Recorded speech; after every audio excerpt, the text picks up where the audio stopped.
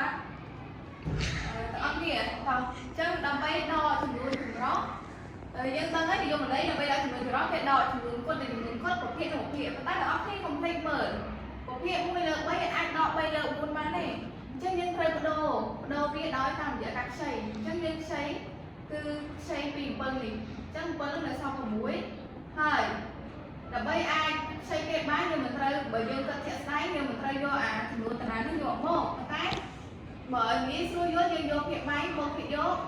ខ្លាយទៅជាភាគយកហើយភាគបែករក្សាទុកនៅដដែលហើយបន្តមកទៀតទាំងអស់គ្នាដាក់លេខប្រភេទនេះមកដដែលហើយបន្តមកទៀតយើងមើល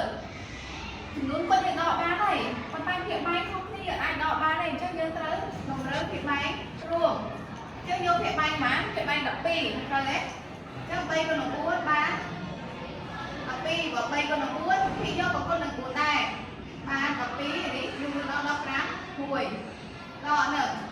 2ចំនួនគាត់ទុកតាមដែរសិននេះគុណនឹងបានវិញគុណនឹង3បើខាងក្រោមគុណនឹង3ខាងលើគុណនឹង3ដែរ3ពីដល់5 4អញ្ចឹង12អញ្ចឹងទាំងអស់គ្នាមើលភាគបែកដូចគ្នានៅបើភាគបែកដូចគ្នាយើងអាចដកគ្នាបានហើយអញ្ចឹងចំនួនគាត់ដកចំនួនគាត់ទៅសល់4នេះ16ដល់9ផងបានសល់